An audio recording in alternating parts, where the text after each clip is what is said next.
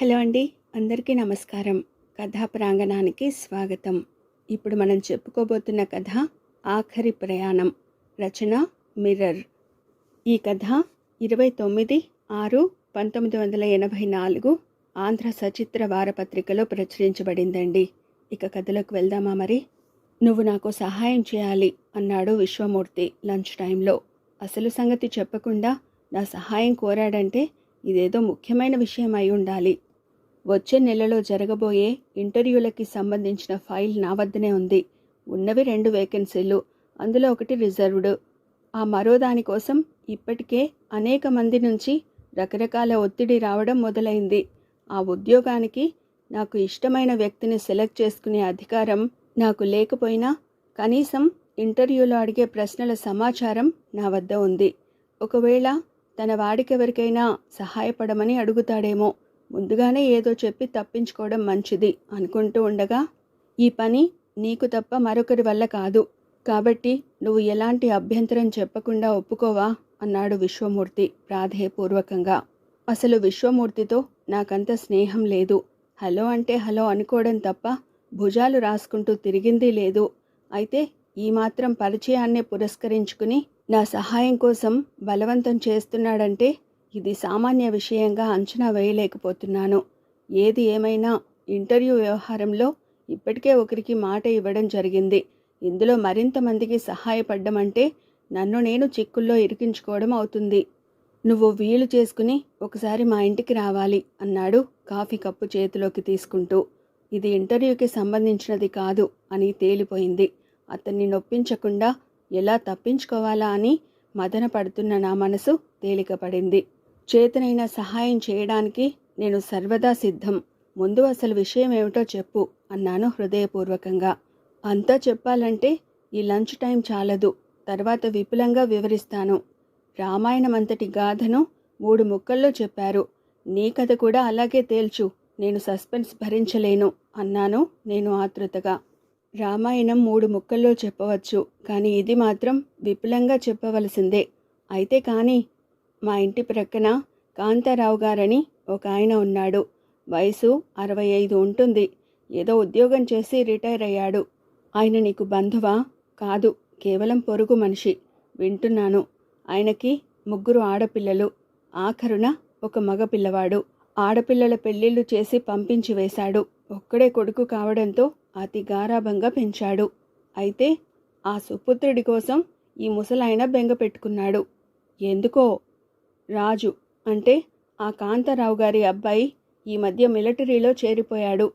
తన కొడుకుని అక్కడ ఎన్ని కష్టాలు పెడుతున్నారో అని ఈయన నిద్రాహారాలు మాని దిగులు పడుతుంటే ఆయనకు ఎలా స్వాంతన కలిగించాలో మాకు అర్థం కావడం లేదు. ఇలాంటి స్థితిలో నువ్వు గుర్తుకొచ్చావు. నేను చేయగలిగిందేముంది? చాలా ఉంది. నువ్వు గతంలో మిలిటరీలో పనిచేసి వచ్చావు కదా, ఆ అనుభవాన్ని పురస్కరించుకుని కాంతారావుకి వాళ్ళ అబ్బాయి విషయంలో ధైర్యం చెప్పాలి. ఆయన అంత అధైర్యం పడ్డం ఎందుకు? ఎందుకు అంటే ఏం చెప్పాలి? కన్న ప్రేమ అలాంటిది. అందులో ఒక్కడే కొడుకు కదా. అలాంటప్పుడు రాజుని మిలిటరీలోకి పంపకుండా ఉండాల్సింది. రాజు మిలిటరీలో చేరుతున్నాడని తెలిస్తే కాంతారావు ఒప్పుకునేవాడు కాదు అసలు. ఆయనకి తెలియకుండా ఇతగాడే జాయిన్ అయి పంజాబ్లో అదేదో ఊరు ఉంది, అక్కడి నుంచి తండ్రికి లెటర్ రాశాడు. ఏమని? ఇక్కడ నేను మిలిటరీ ట్రైనింగ్ పొందుతున్నాను, నా గురించి బెంగ పడవద్దు అని వ్రాశాడు. అయితే ఇంకేం? అప్పుడు ఈయన అంత కంగారు పడలేదు. కానీ ఈ మధ్య ఎవరో ఆయనకి ఉన్నవి లేనివి నూరిపోశారు. అంటే ఏం లేదు, మిలిటరీలో చేసిన వాళ్ళు చివరి వరకు బ్రతకరని, యుద్ధంలో అకాల మృత్యువాత పడతారని, అలా కాకపోతే ఏ కాలో చెయ్యో పోగొట్టుకుని జీవితాంతం అంగవైకల్యంతో బాధపడతారని, ఇంకా అలాగా ఏవేవో చెప్పారట. అవన్నీ ఆయన నమ్మాడా? నమ్మటమే కాదు, ఇప్పుడు తన కొడుకుని తిరిగి తను కళ్ళ చూడలేనని భయపడుతున్నాడు. చదువుకున్నవాడు మరీ అంత అజ్ఞానంలో పడిపోతాడా? ఏం చెప్పను, అసలే వృద్ధాప్యం, అందులో అనారోగ్యం, మానసికంగా శారీరకంగా కృషించిపోయి ఉన్న ఒక్క కొడుకు కళ్ళ ముందు లేకుండా పోవడంతో ఆయన దిగాలు పడిపోయాడు. ఈ వయసులో ఆయన ధైర్యంగా ఆలోచించే స్థితిలో లేడు అన్నాడు విశ్వమూర్తి కాంతారావు మీద జాలిపడుతూ. పాపం అన్నాను నేను. కాంతారావు గారి హృదయం కొడుకు కోసం ఎంత పరితపిస్తోందో కదా. ఈ వయసులో తండ్రిని వదిలిపెట్టి రాజు మిలిటరీలో వెళ్ళి మంచి పని చేయలేదు అనిపించింది. అదే మాట విశ్వమూర్తితో అన్నాను. అసలు కాంతారావుకే కొడుకు మీద అంత ప్రేమ ఉంది, కానీ రాజు మాత్రం తండ్రి గురించి ఏనాడూ బాధపడేవాడు కాడు. చదువుకోక సోమరిగా తిరిగి తిరిగి ఎవరికీ చెప్పకుండా మిలిటరీలోకి వెళ్ళిపోయాడు. ఇక్కడ ఆ తండ్రి బాధ చూడలేక రాజుకు 2-3 ఉత్తరాలు వ్రాశాను. అతని నుంచి జవాబులు వస్తే కాంతారావు కాస్త కుదుట పడతాడేమోనని ఆశ. కానీ అత్తగాడు జవాబే వ్రాయడు. జవాబు వ్రాయకపోవడం ఎందుకో కాదు, కేవలం నిర్లక్ష్యం. ఆ తండ్రి అతన్ని అలా పెంచాడు. అయితే నేను చెబితే మాత్రం ఆయనకి ఊరట కలుగుతుందంటావా? కలగవచ్చు. నువ్వు మిలిటరీలో పనిచేసి వచ్చావు. మేం చెప్పిన దానికంటే నీ వాక్యాలు ఆయన బెంగ తీర్చవచ్చు. చావు పుట్టుకలు ప్రకృతి సిద్ధమైనవి. పుట్టిన ప్రతి ప్రాణి చనిపోవడం మనం చూస్తూనే ఉన్నాం. కేవలం మిలిటరీలోకి వెళ్ళిన వారు మాత్రమే అకాల మృత్యువాత పడతారనుకోవడం భ్రమ. మిలిటరీలో చేరని వాళ్ళు కూడా దైవ నిర్ణయం ప్రకారం అనేక ప్రమాదాలలో చిక్కుకుని చనిపోతున్నారు, అవయవాలు కోల్పోతున్నారు. ఒక్క మిలిటరీ సర్వీస్ మాత్రమే ప్రమాదకరమైంది అనుకోవడం అర్ధరహితం అన్నాను నేను జీవిత సత్యం విపులీకరిస్తూ. నిజమే. అయితే ఇదే విషయం నువ్వు కాంతారావుకి చెబితే ఈ వయసులో ఆయన్ని పుత్రక్షోభ నుంచి తప్పించిన వాడివి అవుతావు అన్నాడు విశ్వమూర్తి ముగింపు వాక్యంలా. నేను గతంలో దాదాపు 10 సంవత్సరాలు మిలిటరీలో పనిచేసి ఉద్యోగ విరమణ చేశాను. ఆ తర్వాత ప్రస్తుతం పనిచేస్తున్న డిపార్ట్మెంటులో స్థిరపడ్డాను.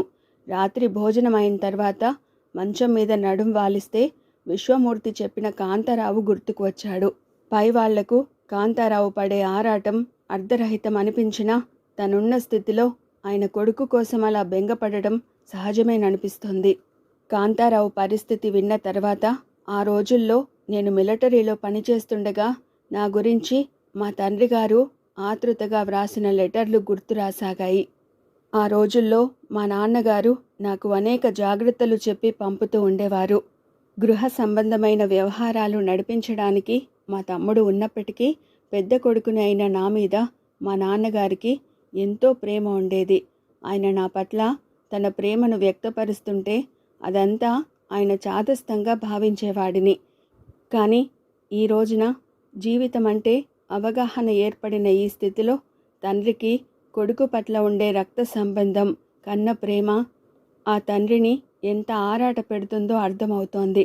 ఈ రోజున నా తండ్రి లేరు. ఆయన గతించి 10 సంవత్సరాలు దాటింది. ఆయన లేని లోటు నాకు తీరనిది. ఏమిటో మనసు వికలమైపోయింది. గతించిన నా తండ్రి స్మృతులతో నా హృదయం బరువెక్కిపోయింది. ఈ రోజున ఎంత కావాలనుకున్నా నా తండ్రిని నేను చూడలేను. స్వర్గవాసి అయిన నా తండ్రిని గురించి బెంగపడే కంటే ఎదురుగా ఉన్న కాంతారావుకి నేను కొంత సేవ చేయడం నా కర్తవ్యంగా నా మనసు నాకు ప్రబోధించసాగింది. మరునాడు ఆఫీస్ నుంచి విశ్వమూర్తితో కలిసి తిన్నగా కాంతారావు గారి ఇంటికి వెళ్ళాలని నిర్ణయించుకున్నాను. ఈ నిర్ణయం తీసుకున్న తర్వాత కానీ నా మనసు ప్రశాంతత చెందలేదు. మరునాడు ఆఫీసు చేరుకోగానే విశ్వమూర్తి నా సీటుకు వచ్చాడు. మనిషి ఏదో దిగులుగా కనిపించాడు. ఏమిటి ఎలా ఉన్నావు అన్నాను. కాంతారావు రాత్రంతా ఏడుస్తూనే ఉన్నాడు అన్నాడు విశ్వమూర్తి చాలా విషాదంగా. ఎందుకు? కొడుకు కోసం. కొడుక్కేమైంది? ఏమైనా లెటర్ వచ్చిందా? ఏమీ లేదు, కానీ తక్షణం కొడుకుని చూడాలని పట్టుదలతో ఉన్నారు. తన కళ్ళతో రాజుని చూసుకునే వరకు తనకి అన్నం నీళ్లు సహించవని భీష్మించు కూర్చున్నాడు. గొప్ప చిక్కే వచ్చింది. అయితే ఇంట్లో ఇంకా ఎవరున్నారు? ఆయన భార్య శాంతమ్మ ఒక్కరే ఆయనకి తోడు. ఆమె కూడా వృద్ధాప్యంలో ఉంది. ఇద్దరూ కలిసి రాత్రి గగ్గోలు పెట్టి ఏడుస్తుంటే చుట్టుప్రక్కల వాళ్ళు ఎంత ఊరడించినా ఫలితం లేకపోయింది.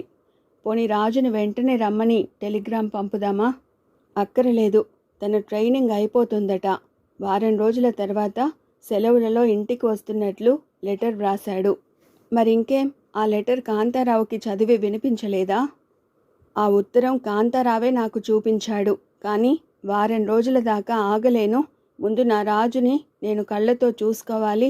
నన్ను వాడి దగ్గరకు తీసుకువెళ్ళు అంటూ నన్ను ప్రార్థించసాగాడు. ఎక్కడో పంజాబు అంటే వెళ్ళటానికే 3 రోజులు పడుతుంది. ఇంకో 3 రోజులు ఆగితే ఎలాగూ రాజు వస్తాడు. అదే మాట నేను అన్నాను. కానీ తనని తక్షణమే రైలు ఎక్కించి తనతో పాటు నన్ను రమ్మంటారాయన. ఇదెలా సాధ్యం? ఏది ఎలా ఉన్నా ఈ వయసులో ఆయన అంత దూరం ఎలా ప్రయాణం చేయగలడు? ఏమిటో అంతా అయోమయంగా ఉంది. రాత్రంతా ఎవరో చనిపోయినట్లు ఆ వృద్ధ దంపతులు ఏడుస్తుంటే ఏం చేయాలో తోచక అలా ఉండిపోయాం. నేను చాలా విచారిస్తున్నాను అన్నాను, అంతకంటే ఎక్కువగా బాధపడుతూ.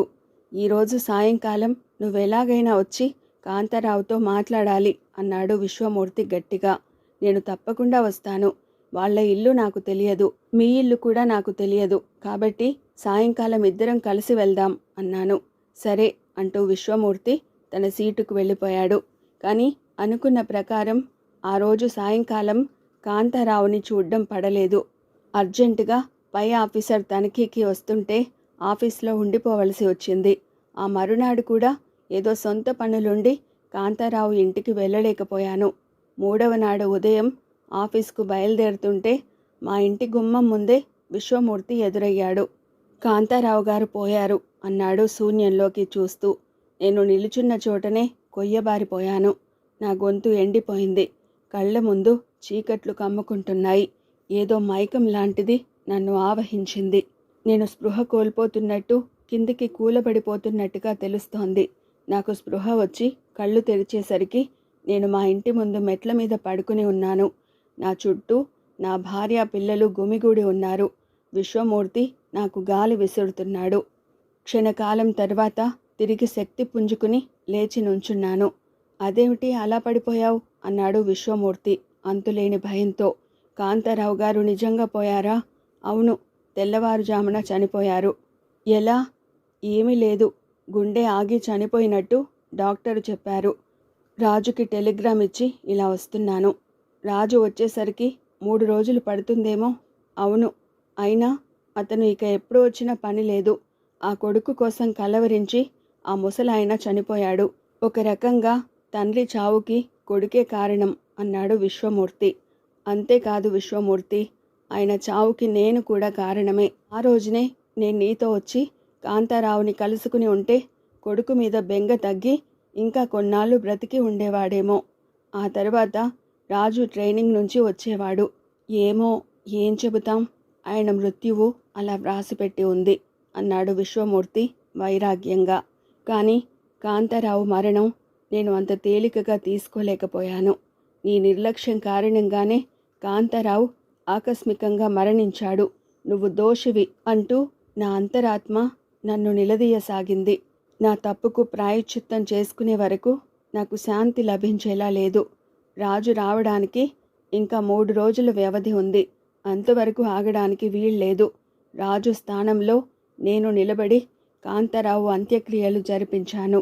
బ్రతికి ఉండగా ఒక్కసారైనా ఆయనను చూడని నేను చనిపోయిన తర్వాత అదే వ్యక్తి పట్ల ఇంత ప్రేమ నాకెందుకు కలుగుతోంది? మనిషికి మనిషికి మధ్య ప్రేమ కలగడం కోసం రక్త సంబంధమే ఉండనవసరం లేదనిపించసాగింది. ఇదండి ఆంధ్ర సచిత్ర వారపత్రికలోని ఆఖరి ప్రయాణం అనే కథ. మరో మంచి కథతో మళ్ళీ కలుసుకుందామండి. Thank you.